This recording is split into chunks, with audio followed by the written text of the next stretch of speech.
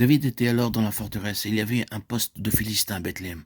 David eut un désir, et il dit, « Qui me fera boire de l'eau de la citerne qui est à la porte de Bethléem ?»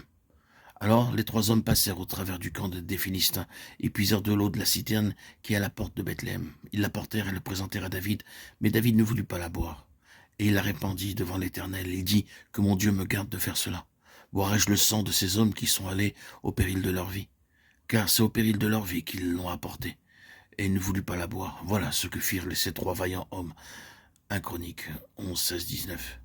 Puis, l'ayant rejeté, il leur suscita pour roi David, auquel il a rendu ce témoignage. « J'ai trouvé David, fils d'Isaïe, homme selon mon cœur, qui accomplira toutes mes volontés. » Acte 13, 22.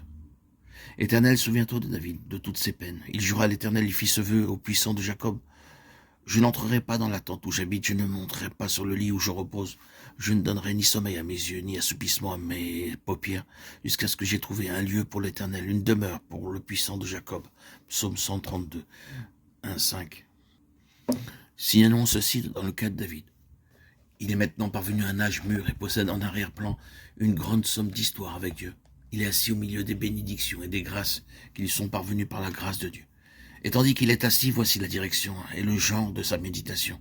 J'habite dans une maison de cèdre, mais l'arche de l'alliance de l'Éternel est sous une tente. Ceci ne me satisfera jamais. La disposition du cœur de David à ce moment-là est exposée dans le psaume 132. Assurément, je n'entrerai pas dans ma maison de cèdre. Je ne monterai pas sur mon lit. Je ne donnerai pas l'assoupissement à mes paupières jusqu'à ce que j'aie trouvé un lieu pour l'arche de l'Éternel, pour le témoignage du Seigneur. David l'a promis par serment. Le dévoilement du cœur de David se trouve là. Et c'est là la clé de la vie de David, de l'introduction de David à la fin de sa vie. Vous trouvez que cela résume tout? Vous vous souvenez que son introduction fut en relation avec Goliath, et vous le trouvez là jaloux pour le nom de l'Éternel, jaloux pour les intérêts du Seigneur. Ce ne fut pas pour Israël en tant que tel qu'il sortit des rangs, c'était pour l'Éternel. Je marche contre toi, au nom de l'Éternel des armées, du Dieu de l'armée d'Israël, que tu as insulté. Aussi, quand il est ordonné à Samuel de oindre le successeur de Saül, et que l'on fait passer devant lui les fils d'Ishaï, alors David est encore absent. L'Éternel retient Samuel. Alors qu'il aura oint l'aîné par ses paroles. Ne prend point garde à son apparence et à la hauteur de sa taille. L'Éternel regarde au cœur. Une fois de plus, c'est du cœur dont il est fait mention. Partout, vous considérez le vainqueur en type ou en réalité, vous trouvez que cela est la chose qui le caractérise de façon la plus profonde. C'est une question de cœur. Il en est ainsi jusqu'à la fin. Nathan dit à David, « Fais tout ce que tu as dans le cœur. » Nathan était un brave homme et avait une grande place, une place d'honneur dans la vie de David. Nathan fut l'homme qui put reprendre un roi et dont la réprimande put être reçue sans mauvais sentiment et parce qu'il connaissait le cœur de David.